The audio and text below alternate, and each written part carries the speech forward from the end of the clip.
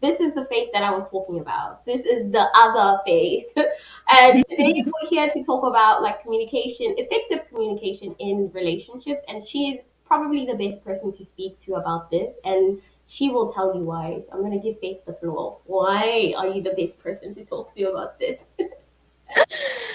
Okay, hi, I'm Faith, like Faith said. I am a psychological counselor, so I work a lot with relationships and couples. So yeah, I'm the best person to talk about communication too.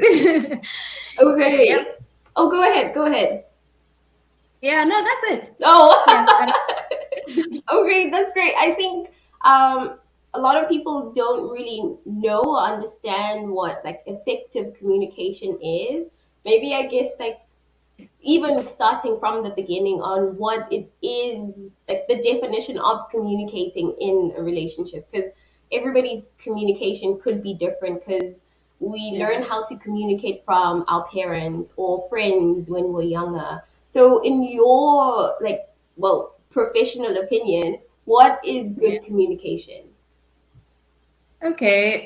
So I think communication is very important for every relationship, whether it's romantic, Mm, relationship with your family, friendships, communicating is like essential. mm, Okay. So effective communication is just about being able to hear each other, understand each other's perspectives, and it's good for like problem solving as well, or dealing with conflict within the relationship. So mm, if you can't effectively communicate, you can't effectively resolve conflict. Um, mm. that's what Oh. effective communication basically is. Oh, you just touched on something I think is really important. You just said if you can't effectively communicate, then you can't resolve conflict. So, do Yeah. you think that sometimes because of that, like miscommunication, I guess, like the link between those two, do you think that kind of puts certain, I guess, like barriers in relationships or friendships as well? Yeah, Mm, definitely, mm, definitely. mm. Because like I said, especially with conflict is unavoidable. You Yes, know, there will always be conflict in yes, every relationship that you are in because we are not the same person. right. We don't think the same way, we don't reason the same way, we don't see things the same way. Mm, So because of that, there's always going to be conflict. There's always going to be disagreement. There's always going to be misunderstandings. So if you can effectively communicate, then like I said, you're able to share your perspectives so mm, that the other person understands where you're coming from, you understand where they're coming from, and then we can find a way forward to mm. say that, okay, so this is what you think, or this is how you see things, this is how I see things. But then what would work for us? What would make the relationship work? Oh, Um, that would require communication. right. Communication. Yeah. I won't know what you're thinking, what you're feeling if you don't communicate those things to me. Yeah. I think, And that's where assumptions come in yes. because they're assuming you feel a certain way and you are assuming certain things. And that's why we say that assumption is the mother of all mess ups Yes. because, yeah, we're just filling in the blanks. I don't really know what you're thinking or what you're feeling. So, Right. Right. yeah. Yeah. I think a lot of, I realized like with a lot of my past relationships, I made assumptions. Like maybe this is what the person needs. Maybe this is how they would like me to act. There was no me going and saying, "Hey, what do you need from me? What can I do for you? And this is what I need from you." It was just kind of going off of whatever it is, like what I assumed from the behavior that I was seeing from the other person, which obviously, because like we're here and I'm not with those people, that was not effective. But like Yeah. I think I've slowly like learned how I want to be spoken to, and because of that it makes it easier now to ask the other person like, how do you want me to speak to you? Yeah. Pause right there because my rice cooker is about to speak. Hold on. Okay. Cool. Oh shish kebab. Okay, I just closed the door because it's gonna go. Psh. Yeah. Make a noise. Yeah. Okay, cool. Okay, great. Um. Oh, I think I did finish my thought. on yeah, effectively communicating in other relationships. So with that said, like, what would you say if you could give everybody like three things that you feel like are paramount for you to be able to effectively communicate in your friendships, relationships, and even I guess with parents, whichever one, Yeah. yeah, you think. Yeah. Okay. So there's two things. There's two parts, ne, in terms of communication. There's the what to communicate. Mm-hmm. Okay. So there are certain things that are very important to be able to communicate in relationships.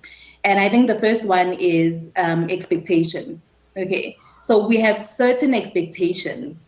And whether I communicate my expectations or not, I still have them. Okay. Yeah. So I always we walk into relationships, we walk into marriages with certain expectations. There are things that I expect from my partner, and there are things that my partner expects from me. So being able to effectively communicate your expectations is very important, because if you don't, then we get very frustrated with our partners, we get very frustrated with our husbands, Right. because we feel that they're not meeting certain expectations, but were they communicated? You Exactly. know, because yeah, that's like the biggest thing that we do, like, where it's like our partners are our mind readers. Mm. He has to know what I Mm. think, he has to know, what I love, he has to know how Mm. I feel, but he's not a mind reader. He won't know unless I tell him Hell that yeah. these are my expectations. So expectations is a big one. Mm. I think another one is being able to effectively communicate your emotions to each other. It's very important for you to be able to effectively communicate your emotions. Mm. Do you feel safe emotionally with your partner? Do you feel that you can be vulnerable with your partner? You can tell them what you're feeling, what your emotional needs are. Okay, so that's another very important one. Mm. And I think another one would be plans. Are you able to effectively communicate your plans in your relationship? That's a good one. Because if I don't know what you are planning and what you want and how you envision your life, and you don't know, my side of things, then we're always going to be clashing along the way, because now, I'm planning my career. I already have plans of how many kids I want to have, and my partner doesn't want to have any kids. But we never talk about this thing. We love Right. each other to be together forever. And now we are in this marriage where now we start talking about that, and I'm like, but me, I want 4 kids, and my husband is like, I Mm. never said kids, and Mm. I'm in a space where I don't want kids until I'm like 50 or something, because I'm building a career or whatever it is. But if we're not aligned and we don't communicate our plans, with each other, then what are we doing? Where are we going? What are we building? It becomes very conflicting, and that's what creates Yeah. problems. Right. I agree. I 100% agree with what you said. Like, I Mm. also think that people, with everything I'm seeing now with like TikTok and women speaking about their experiences, it seems like people are afraid to be authentic, to be real, to tell the other person, like, this is what I want. But I also think it's because they want love so much that they're willing to compromise and not Yeah. willing to communicate what it is that they want. And what they don't realize is, like, in the later state, like, it might seem like it's a great idea at the time, but like it will come up later. You most likely might resent the person because, like, Yeah. why don't they want this thing from you? Why are you not doing this? Because that's what I want. But you, like you said, you never told the other person that that's exactly what you want. But I think, especially in the society that we in, there are so many expectations with like what a person should have, where they should be in life, that the communication part is put on the back burner because people are trying to fulfill the job part, the this is how much money I should be making part, but the fundamental things of what makes a relationship are not necessarily being spoken about or being taken care of. I want to touch on what you said, that like telling your partner that this is what I would like or something like that, right? My mom always says that telling, she used to say, oh, I have to tell your dad this now and I will repeat it again in 2 days and again in whatever. So let's say you tell your partner, listen, okay, I like flowers and I would like you to get me flowers, or I my love language is just touch and his love language is not touch. And you've told him repeatedly. So how do you move forward from when you have communicated that this is how I would like us to move forward and this is what I would like, but you're not being heard? Because Yeah. sometimes we don't receive information the same way. So, like, what would be the way forward at that point when you have communicated but there is nothing happening? Yeah. So I think, once you've communicated with your partner. So let's say we're having a conversation about our expectations, Mm-hmm. and I say that, so as my husband, I expect you to, to help me, because that's how I view a Mm-hmm. partnership or a marriage, that it needs to be a partnership and we need to be helpers and help each other with everything. Okay. So as much as we both work and we, help each other financially because we both bring home the money, I also expect us to help each other in the household. So Mm-hmm. when I'm cooking, you then wash the dishes. When I am bathing the baby, then you help the other one with homework, whatever it is. But, I'm sharing my expectations so that my partner understands, what I need from him. Okay. And then he's able to then share his expectations to say that, okay, how I understand marriage is that, as the husband, I'm the provider. So I will do my best to provide. And as my wife, you are the nurturer. So I expect you to be able to take care of the home, and be able to nurture the home. But that's how he views marriage. This is how I view marriage. And we are not on the same page, but we don't have to be, as long as we are able to effectively communicate Right, right. our expectations to each other. Okay, so now that I know what he needs from me and he knows what I need from him, then we can then weigh the expectations against each other to say that, okay, this I am able to do, this I'm not able to do, this will be difficult for me. Okay, there's maybe this I can try, whatever. But if I don't know what my partner's expectations are, I can't meet expectations that I don't know. I can't be able to fulfill needs that I don't even know are there. So then beyond the communicating, then it's about then weighing the options or weighing the expectations against each other to say that, okay, love, I understand that you need me to be a nurturer and to take care of the home, but I can't do it by myself. And this is where I need you to then help. And then he can say that, okay, I understand that, okay, we both work and we are both providing for the household. So we're already assisting each other in that aspect. So I'm willing to assist you in the household and you assist me with the providing because that is what would work for us. So Right, we're not necessarily doing it your way or doing it my right. way.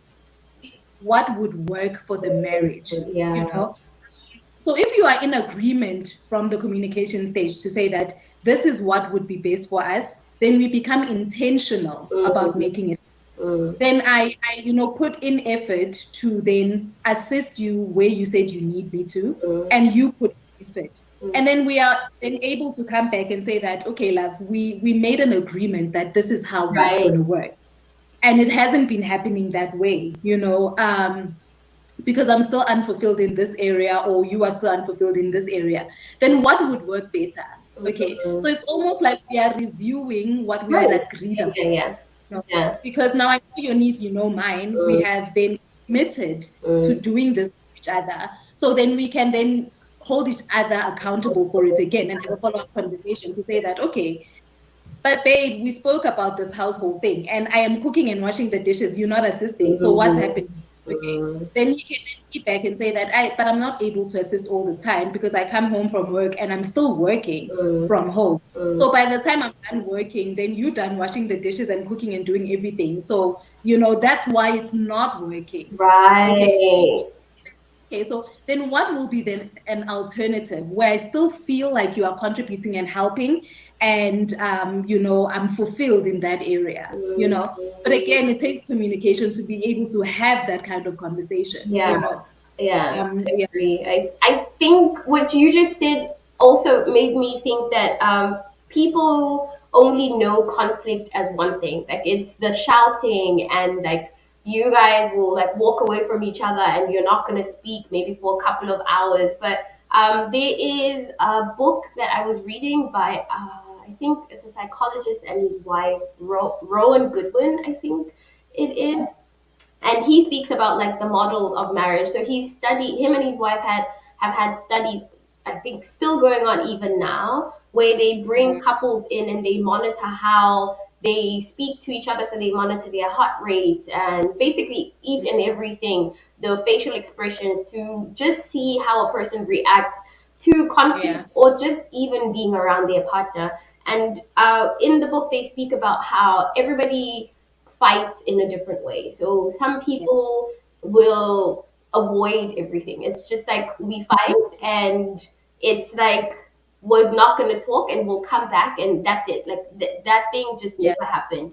Other people, they want to talk it through. Other people, it's just different ways to do it. But I think nobody knows that. One. Two, we all see models of other people's relationships, like the couple goals of ooohfaith no no takato, like they speak through everything and like why can't we do it, but you are not them. And I think people need to understand that how other couples communicate is not how you guys will be able to communicate as well.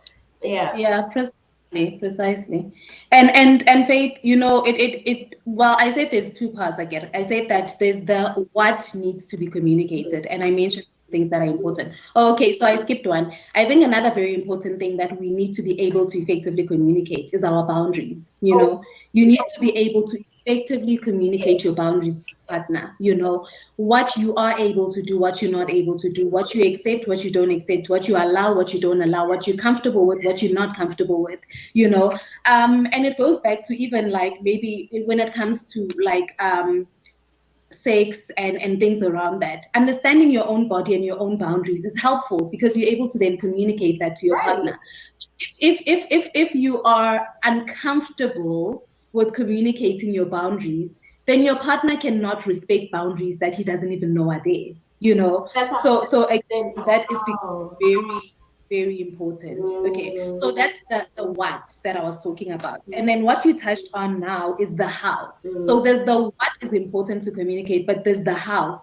How do we communicate mm, with each other? How do we talk to each other? How do we work through conflict? How do we raise issues when there are issues within the relationship? mm, Yeah. So the how is also very important mm. because how you talk to each other and is just as equally important as the what is communicated. Right, right. And do you think like the whole couple goals thing, like I have been just looking and researching how I feel like it's a phenomenon where people just put other people on a pedestal, but I also think people don't realize the work that goes into those relationships and how far they've come. Nobody sees all the work, Mm, right? And recently, like I started the TikTok and people are constantly like, oh, you guys are so great. And it makes me uncomfortable because I wish I could tell people there's so much work and conversations that go through everything, that it just doesn't happen overnight. There's so much that we have to talk about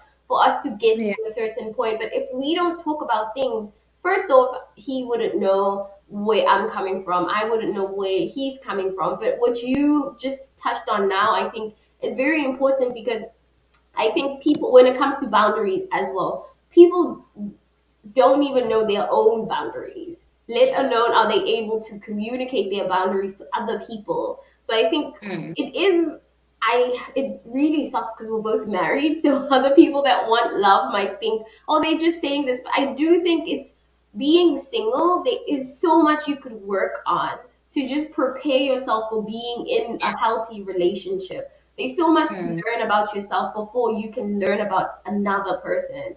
There's so true. many things, and it sounds ridiculous now. Maybe that because people want love, but I do think it's important to just work on yourself, know your boundaries, know what you're willing to do and what you're not Yeah, willing to do, and actually say to the people mm, that you're dating or wanting to marry, don't be afraid whether you're going to lose a person or not, because if they are not able to uphold your boundaries, then that person is not like really, are they supposed to be there really if they can't really do that, especially if yeah, you're in the dating stages. But that brings me to, if you are in a marriage and your husband doesn't really respect your boundaries because, like, we're married. Like, what do you mean? I should be Yeah. able to do this or say this and speak to you in this way. Like, Yeah. is it the same as in you sit down and you speak about what is okay and what's not okay? What's a good way to basically solve that when that happens? Okay. So again, it takes us back to communication, Mm, that you need to be able to communicate your boundaries. mm, I mean, I'm the one who knows that I'm uncomfortable with this. My partner does not know that I'm uncomfortable with this. right. If I don't tell my partner that this makes me uncomfortable, my partner won't stop doing this thing that makes me uncomfortable. But again, if we're Mm, able to have a conversation and I'm able to say that it makes me uncomfortable when I don't know, touch me in a certain way, mm, mm, Um, so I don't find pleasure from that. I'm very uncomfortable with that, right. But what I do like is when you touch me like Right, this. right, right. Okay. So now he knows what, where my boundary is and what is a limit for me to Mm, say that, okay, we can do this, but when we get to this is my limit. Beyond that, mm, I start getting uncomfortable. mm, So then he knows my limits and he knows what then I do like. mm, So then he can put more effort in what I do like and not mm, do what I don't like. But mm. if he doesn't know, because I'm a yes man, I say yes to everything, I allow everything, and then afterwards, I start then feeling uncomfortable and resenting him and avoiding certain things rather than communicating them, then it's always going to be an issue within our marriage because then I am uncomfortable in that area. And this thing is not stopping because I've never communicated that it makes me uncomfortable. Right. So again, we are not mind readers. I cannot read your mind. If No. you don't say, then I won't know it. I think that's really, really important. And across the board with like Mm. romantic relationships and also like friendships or even work relationships too, I think like people can't read your mind. People can't just assume that this is Yeah. what you're going through or you're having a bad day if you don't actually Mm. say that this is what's going on with me. Like Yeah. I don't know. And then you're left with egg on your face because you didn't react a certain way because you're the bad person now. And I don't think that's fair. So you spoke about conflict like in the beginning, Mm. right? And conflict is also a form of communication. So do Mm. you think there is a good way to fight and a bad way to fight, or do you think just everybody does it in their own way? I think everyone does it in their own way, but I think the most important thing about conflict, like I said, it's unavoidable. Mm-hmm. Okay. Yes. It's always gonna be there because like I said, you're not gonna agree on everything with your partner. Oh, yes. So there will be disagreements. Right.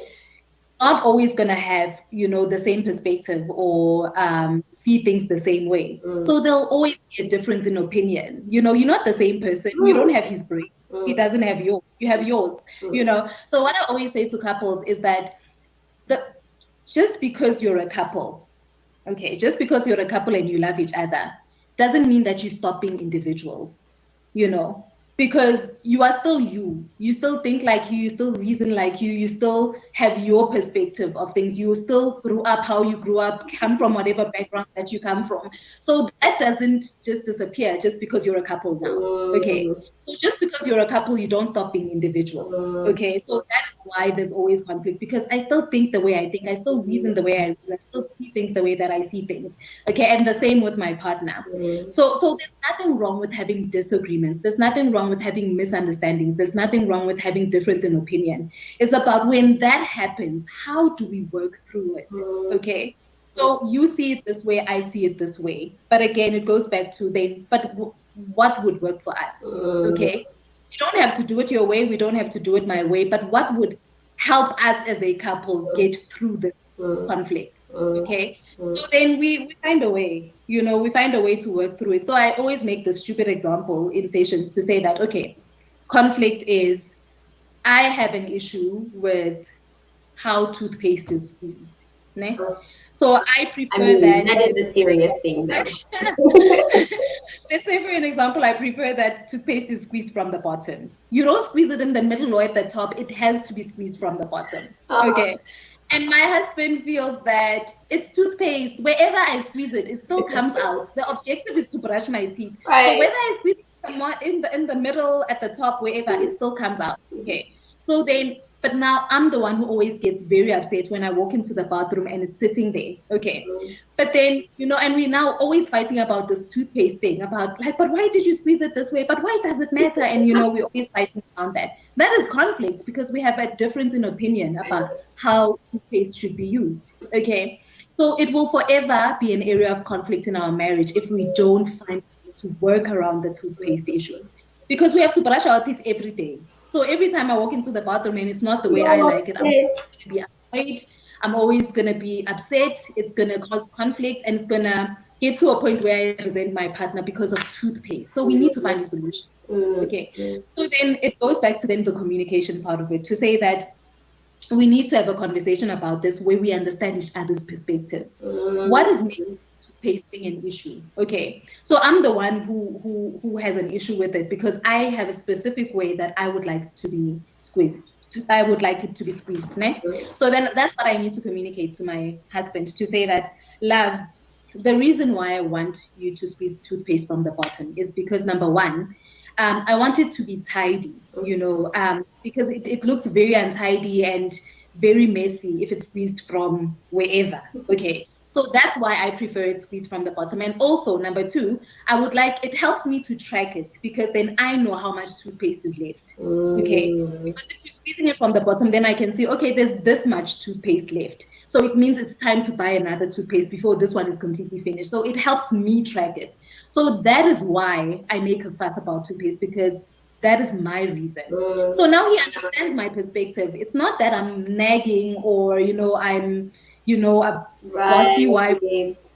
There's a reason behind it. I do it because of these reasons. So now he understands my perspective. But then it gives him an opportunity to then express his perspective on this, where he can say that, okay, so the reason why I squeeze it anyway is because it's a non-issue for me. I just want to get my teeth brushed, Doesn't So matter. wherever I squeeze it, it comes out. So I don't want to be fussing and stressing about how I squeeze toothpaste. So it's not because your husband is, inconsiderate or he's invalidating you or he just doesn't care about the things that you care about. It's because for him it's a non-issue. But now having this conversation helps you understand his perspective to say that he just wants to get his teeth brushed. He does not care about the nitty-gritties of how toothpaste should squeeze. Okay. So now I understand that he's not intentionally hurting me by squeezing anyway. It's just a non-issue for him. Now that we understand each other's perspectives, we understand that, okay, we just have a difference in opinion. Okay. But then the next step is then, but how do we resolve it now? What is the solution for this thing? Okay. So then we start coming up with solutions where I say that, okay, because I'm the one who makes a fuss about toothpaste and you just want to brush your teeth. Love, how about then I do all the squeezing? Okay. So I will squeeze, so we will brush our teeth at the same time. I will squeeze for myself and I'll squeeze for you.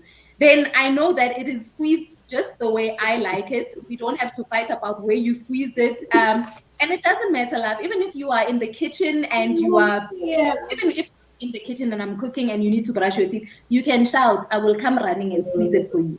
Okay. But I know that I have full control over the toothpaste issue and you never have to worry and stress and, you know, track the toothpaste about how you're squeezing it and all of that. Right. Okay. So it's the problem. Okay. Then my husband can say, yeah, okay, that makes sense because then I just brush my teeth. And that's my objective. I just want to brush my teeth. I don't want to be tracking toothpaste.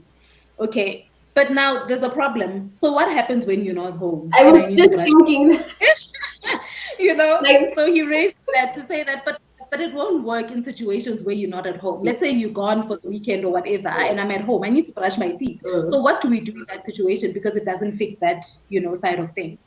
Then we then think about it, and he's like, okay. So how about you have your own toothpaste, okay, and you squeeze it exactly how you like it, and that's the one that is on display. So we put that in the bathroom. And I have my own toothpaste that I squeeze, however, but I keep it out of sight so that you don't see it. You know, it doesn't bother you, it's not untidy, and you are able to track your own toothpaste. Should my toothpaste then get finished, then I let you know that my toothpaste is finished, then you just go buy. Okay, so that sounds reasonable because I'm not stressing, we're not fighting. You have your own, you keep it out of sight, and we don't ever have to fight about toothpaste. Okay, so that works. So we found what would work for us. Mm. Okay, so the conflict is resolved now because will we ever fight about toothpaste now? No, it's Because done. it's an actual Done. solution. Yeah. So it's not about avoiding having conflict because it will always be there. It's about when we do have conflict, how do we work through it and resolve it so that it's no longer an issue for us. Mm. Mm. Okay. I like that. And it's the same then model that you apply to every situation. I know this was a stupid one, it was a small one, but if you are able to resolve conflict at that level, then Right. you use the same formula when it's like bigger things, Right. Right. to say that the first step is understanding perspective, knowing your partner's perspective and him knowing yours. Mm. Number two, it's then now that we understand the perspectives, how do we find a solution? And then we work together towards then finding a solution. Mm. Mm. I That's think that, I mean, I don't think that was a small and stupid example. That probably is an actual valid issue in people's relationship. I it. reminds me, you and I went to stay over with friends, oh, his friends, and they had their toilet paper a certain way. I fixed it, and he said to me, "What are you doing? This is not your house. This is probably not how they put it back." And I Yeah. thought, at that point, I thought, like, oh, this is not something small because like other people, that's an important thing for them because like it's their time and like they like it a certain way. So it's Yeah. something to really keep in mind because when you do come together as a couple, like you said, you come from different backgrounds, you come from different families. So the lessons that Mm, you have learned are completely different to one another. And I yeah. communicating all of those things and just knowing that you're not like this, like the same person. It's great and Yeah. romantic to think that, okay, now that we're Mm, married, we are like literally, we have to do everything yeah. together, like the same things. But honestly, no, like, because you have your own personalities. But I think Yeah. society, social media has made us think that, like, no, because you Mm, are married or in a relationship, those are things that are important. You should understand me. You should know where I'm coming from because you've known me for a long time. We talk about so many things, but what are you actually really talking about is like what's important. Okay, we are running over. Let me know in the comments down below if you guys would like more stuff with Faith. This was really fun because this is the kind of stuff that I enjoy. Faith has Instagram and TikTok, and I will make sure that I tag all her social media in the description or probably on the screen right now so that it's much easier. Make sure that you follow her, and if you are in Johannesburg, where is your office actually? My office is in Centurion. Okay. Victoria. Well, yeah. Then you guys can probably like get a hold of her if you ever need any help. And I think we're definitely gonna have her back again. But I really enjoyed this. This was really fun. Like so much fun. All right, bye everyone. Oh, like, comment, subscribed, and yes, thank you for watching until the end. If you watched until the end, let us know what is your favorite season. Yes, what's your favorite season of the year? Okay, bye.